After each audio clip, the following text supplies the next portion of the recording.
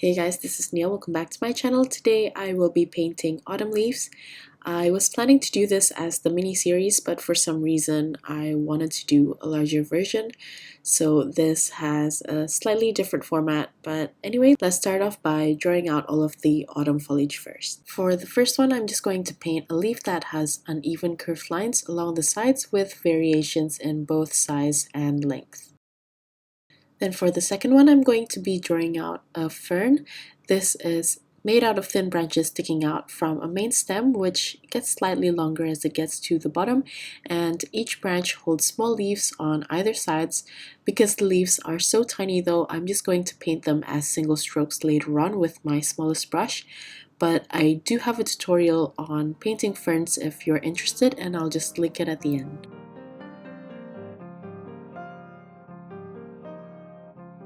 The third leaf type is one of my favorites. It's similar to a Japanese maple leaf but has less points.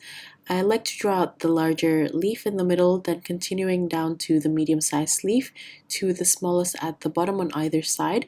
And as it gets to the bottom, the angle of the leaf also slowly rotates. I'm just going to make something simple for the fourth one. So these are basic leaf shapes coming out from either side of the stem and one main one in the middle. If you would like to, you can also add two on either side or more. The next one I'm going to draw out is similar to the first one but is a bit more simplistic, and I'd like to draw out a smaller version of these. This next one is more of a filler plant, and this is just made out of one main stem with a teardrop shape at the top and a couple on each side. Following up with the ginkgo leaves, I love painting these leaves. They're shaped like a fan with frills along the top side, and if you're interested in a more detailed tutorial of this, I also have a video on it. And last but not least, I just have berries sticking out from a dry branch. I'm going to swatch the colors before I paint, and for this one I'm going to use Permanent Yellow Deep, Sepia, and Vermilion.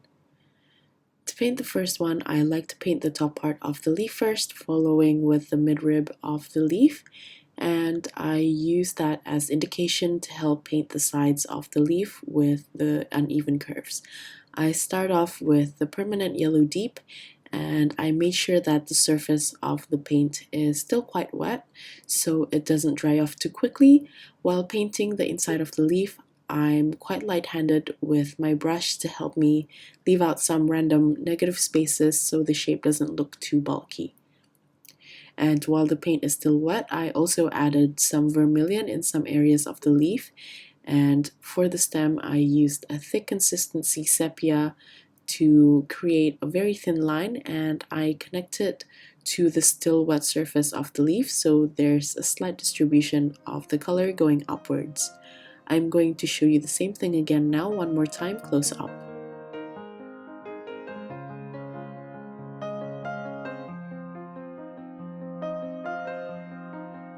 To add a little bit of a different color, you can also use a light consistency sepia the same way we use the vermilion by distributing it along some parts of the leaf while the paint is still wet. You can also add a little bit more detail like what I'm doing here. I'm going to add a second layer of a mixture of Permanent Yellow Deep and vermilion to get an orangey color, and I'm going to apply the paint outwards diagonally, following the direction of where the veins of the leaves would be while leaving some white areas out. I mean white areas in terms of negative space, so you can still see a little bit of the bottom layer to give a bit of texture. Then you can either wait for this layer to dry, or I use a hair dryer to dry those colors that you just put on. Then using a small brush, I took a thin consistency of sepia and paint thin delicate lines for the midrib and the veins of the leaves.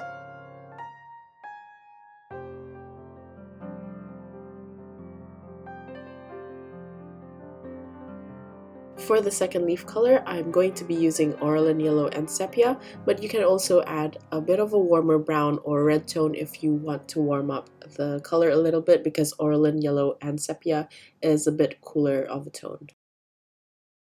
To paint the fern, I'm going to stick to my small brush from the very beginning. Even though I'm painting a large fern here, the details of the fern is very small, so I find it a bit easier to start with smaller brush straight away. So I like to always start painting from the middle of the plant, and that way I can build from that point on. And because I'm painting a large delicate plant, I want to give a bit of movement, so I gave a little bit of curve to the center of the stem. Once I got the center, I basically just start from the top and I made small diagonal brush strokes getting larger as I get towards the bottom. As the line gets longer, I create dotting strokes so the line of the leaf still looks organic instead of it being stiff and straight.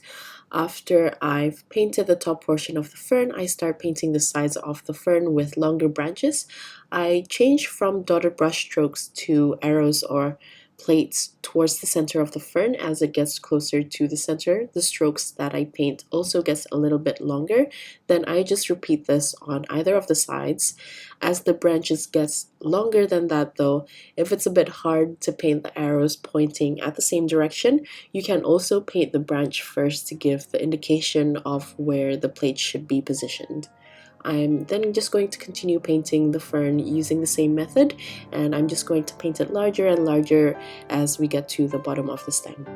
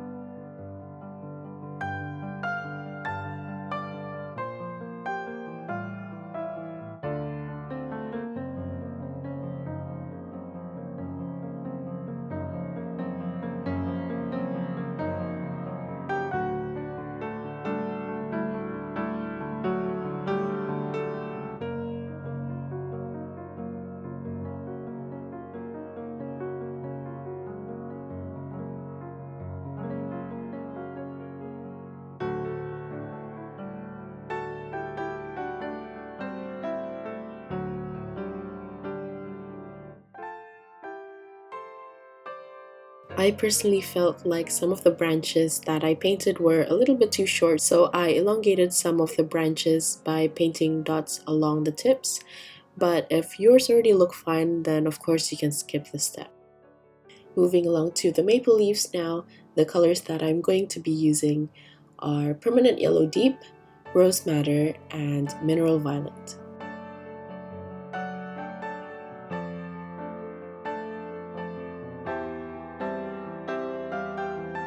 I'm going to start with a medium consistency of the Permanent Yellow Deep for this one, and I'm just going to paint it like how I drew it before by drawing the outline first, and I made sure that the paint is still quite wet so everything can still distribute with each other.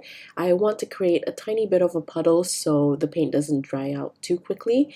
Just like the first leaf, while the paint is still wet, I added a touch of the Rose Madder too, and then to connect it to the stem, I added the Mineral Violet to the Rose Madder, and I just paint using the very tip of my brush to create a really delicate fine line.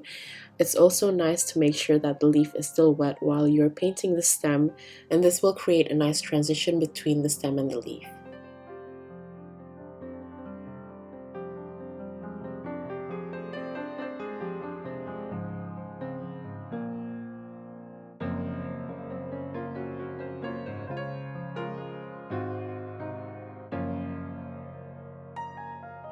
While I paint, I always think about leaving tiny bits of white spaces or negative spaces. I find that doing this makes the painting have a lighter feeling rather than turning it into bulky silhouettes.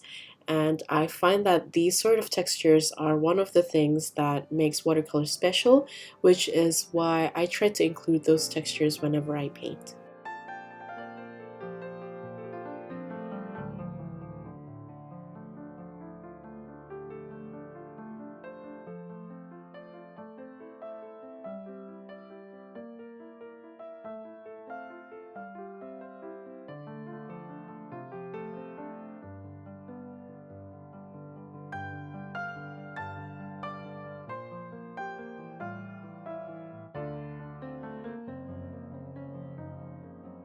Moving along to the fourth leaf now, I'm going to be using the colors Sepia and also Burnt Umber, but I made the mistake of writing Burnt Sienna instead. This leaf is probably the easiest out of all the other ones. So for the color of the leaf, I used a very thin consistency of sepia, but for the color to have a slight warmth, I added a small touch of the burnt umber, so it has a slight reddish or yellowish tone to the brown, opposed to the grayish brown of the sepia itself. And I made sure that the surface of the leaf is still quite damp, so when I continue on with the stem with the thick consistency sepia, it has a nice transition between the leaf and the stem, so everything looks connected together. Then I dry off the surface so I can continue on with the details of the leaf using my small brush. I used the same mixture, but this time I added more of the burnt umber compared to the sepia, and with a thin consistency I added the veins of the leaf using my smallest brush. Moving along to the fifth one now, I'm going to use the colors Permanent Green, Aurelin Yellow, and Vermilion.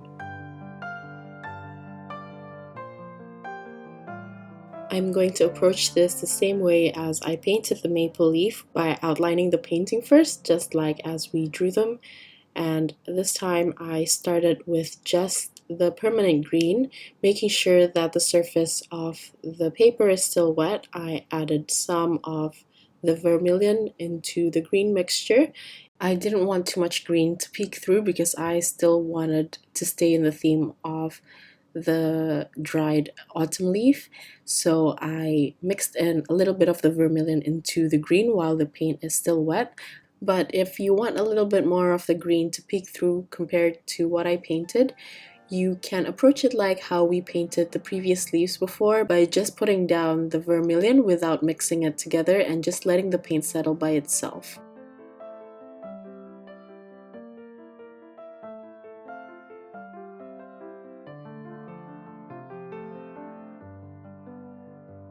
For the stem of the leaf, as you can see, I used a brown color, and for that I used a mixture of the vermilion and the permanent green together.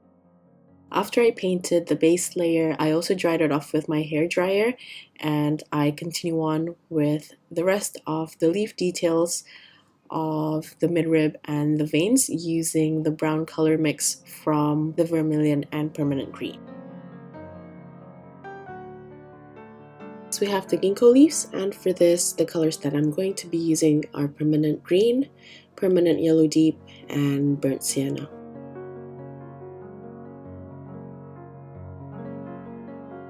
To paint the ginkgo leaves, I like to start by painting the sides first, so I know where to put the frills, and I finished off with the stem, and then I'm going to fill it in like I did with the other leaves, while also leaving a little bit of white area in certain parts.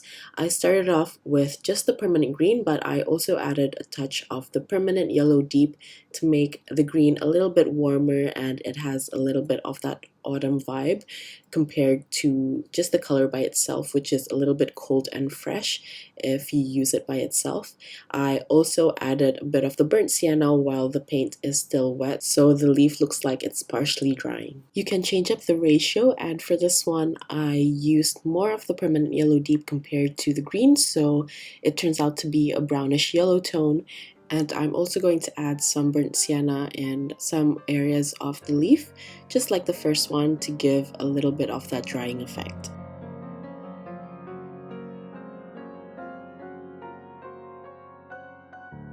For the last ginkgo leaf, I wanted to include more of a different variety in tones separately.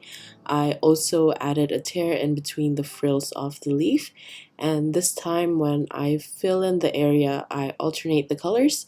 So I started off with the permanent green that has a slight bit of permanent yellow deep, and then I continued on with the permanent yellow deep that I used previously, and then I wanted to get a clearer yellow color, so I cleaned my brush and also added the permanent yellow dye by itself. And meanwhile, still leaving some white areas in certain parts of the leaf. And after I finished off with the warm green mix again, I used the burnt sienna for the stem, and I also added a few spots on the surface of the leaf. And this turned out to be my favorite leaf that I painted in the whole painting. After the surface of the ginkgo leaves are completely dry, I used a darker version of the base color and I painted some lines with my small brush just to add a little bit of detail to the leaf, and I did the same for the rest of the ginkgo leaves. The rest of the foliage I think is more of a smaller foliage or like filler plants. So I wanted to fill my page first using the leaves that I've already painted. So here I painted another fern, and I'm also going to include a large version of the brown leaf, which is the third one, I think. And after I'm happy with the larger leaves, then I'm going to move on to the filler plants. Let's move on to the next one now, and the colors that I'm going to be using are Gray of Gray, Mineral Violet, and Sepia. This one is super easy. I just mix a tiny bit of mineral violet to the gray of gray to give a slightly purple hue to the gray. Then I used my small brush to paint teardrop shapes placed diagonally mirrored to each other. And then I cleaned my brush and finished off with a thick consistency sepia to paint the thin stems. And I'm going to scatter this one along the painting just to fill in some spaces.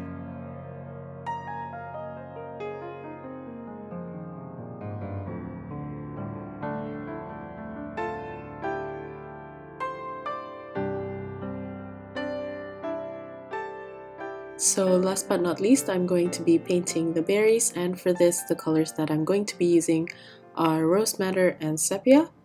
For this you can either paint the round berries or the branches first, and because this one is fairly small, I decided to just stick with my smaller brush to paint the circle for the berries and the thin branch with the sepia. Sometimes I also let the sepia flow into the berries made out of the rose madder because I like the slight variation of color it gives to the berries. And like the previous one, I'm just going to scatter this around the page to fill in some spaces and making sure that I like the composition.